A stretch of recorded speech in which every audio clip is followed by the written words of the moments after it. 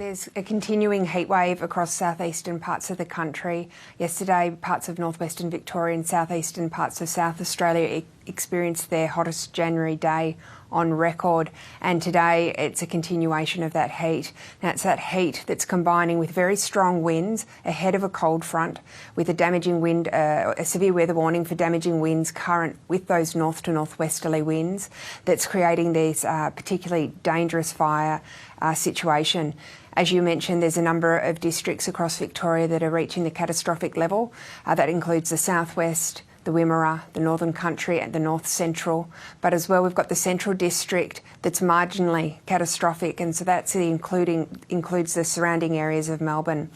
So what that means is, as a result, if any fires get going, they're going to spread very quickly and be uncontrollable. As you were mentioning as well, there's already a number of blazes that are going. There were new fires started yesterday afternoon with dry lightning. We're forecasting more dry lightning today and expecting new fires to start. So yeah, it is a particularly dangerous fire weather situation unfolding across Victoria and also for parts of South Australia. Yeah, absolutely. And then we turn to tomorrow, where I suspect the focus when it comes to the heatwave is going to be on New South Wales. Can you take me through the heatwave warnings that are current and that people will be feeling the effects of over the weekend? Yes, absolutely. So we've got that cold front, which is going to provide relief to these really high temperatures. But of course, with the wind change, it does create really complicated firefighting situations on the ground. But that cold front is, at the moment, it's moved through Kangaroo Island and is expected to move into southwest parts of Victoria early this afternoon, moving through the Melbourne area during the early evening, and then stalling through northern parts of Victoria and the coastal parts of Gippsland late tonight. Now, that cold front is pushing that heat eastwards into eastern parts of New South Wales.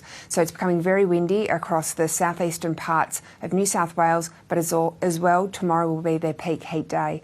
We're forecasting the maximum temperature tomorrow for Sydney to reach 42 degrees. It'll be even hotter about the western inland suburbs, but as well, those windy conditions elevating the fire dangers to extreme through that region.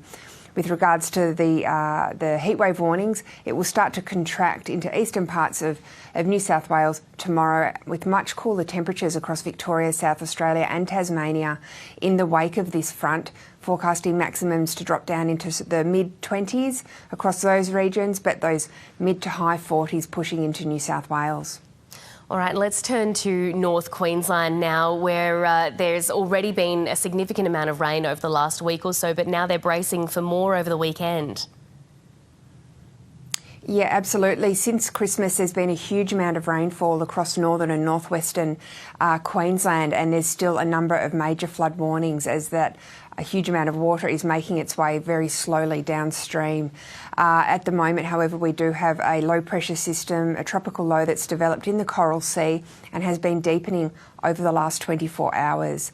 Now, it is expected to move towards the northeast Queensland tropical coast over the next 24 to 36 hours, and it is there's an increasing chance of it developing into a tropical cyclone within that period. But regardless of whether it develops into a tropical cyclone or remains a tropical low, it's going to bring a lot of rainfall and damaging winds to coastal parts of the northeast tropical Queensland coast today and continuing into tomorrow. So we do have a severe weather warning that extends from north of Cooktown all the way down to Mackay, and that is for those heavy to locally intense rainfall and those damaging winds. And there's also the potential for damaging winds right up towards the tip of the Cape York Peninsula as well.